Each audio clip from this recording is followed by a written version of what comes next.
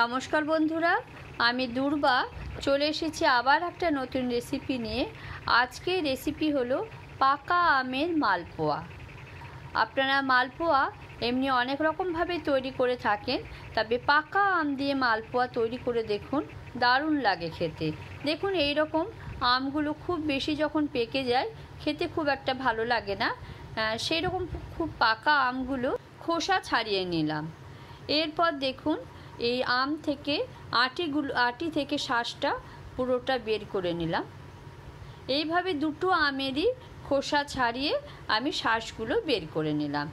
এরপর দেখুন শাঁসগুলো খুব ভালো করে একটু পেস্ট করে নিলাম। আপনারা চাইলে কিন্তু এটা মিক্সিতে করে নিতে পারেন, কোনো অসুবিধে নেই, কিন্তু আমি এইভাবে একটু হাতে করে বেশ পেস্ট করে নিলাম। এরপর এর সাথে দিয়ে দিলাম 4 চামচ চিনি। মিষ্টিটা নিজেদের পছন্দ মতন দেবেন। আমগুলো যদি খুব মিষ্টি থাকে তাহলে খুব বেশি দেওয়া দরকার নেই। আমি কিন্তু 4 চামচ চিনি দিয়েছি। এর সাথে 1 কাপ ময়দা দিলাম আর দিয়ে দিলাম 1 কাপ চাল গুঁড়ি। দেখুন এরপর এর সাথে দিয়ে দেব আমি নারকেল কুড়ো। দেখুন নারকেলটা আমি আগেই কুড়িয়ে রেখেছিলাম, সেটা দিয়ে দিলাম। দিয়ে দেখুন হাতে করে খুব ভালো করে কিন্তু মিশিয়ে নিচ্ছি। এইভাবে ভালো করে কিন্তু পুরো আমটা চাল গুঁড়ি আর ময়দার সাথে মিশিয়ে নিতে হবে। আপনাদের যদি চাল গুঁড়ি না থাকে তাহলে কিন্তু সুজি নিতে পারেন, কোনো অসুবিধে নেই। এরপর দেখুন এর সাথে লিকুইড দুধ দিলাম। লিকুইড দুধটা দিয়ে আবার ভালো করে মিশিয়ে নিচ্ছি। দেখুন এইভাবে হাতে করে আমি কিন্তু মাখিয়ে নিচ্ছি পুরোটা। দেখুন ভালো করে কিন্তু মাখাতে হবে।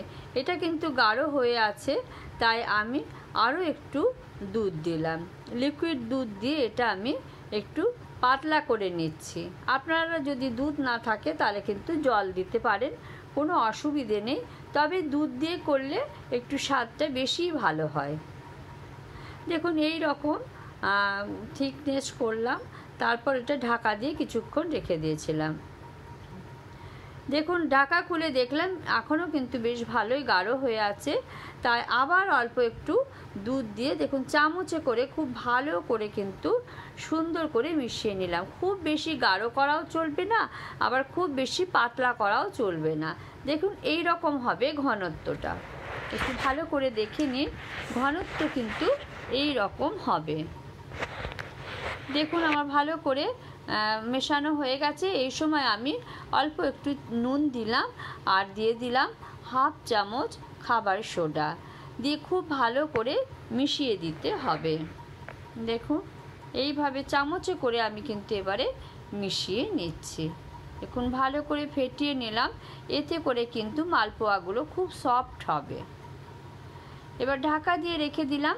আর এই দিকে দেখুন কড়াইয়ে তেল দিয়েছি, আমি সর্ষের তেলে কিন্তু মালপোয়া ভাজবো। তেলটা বেশ ভালো গরম হয়ে গেছে।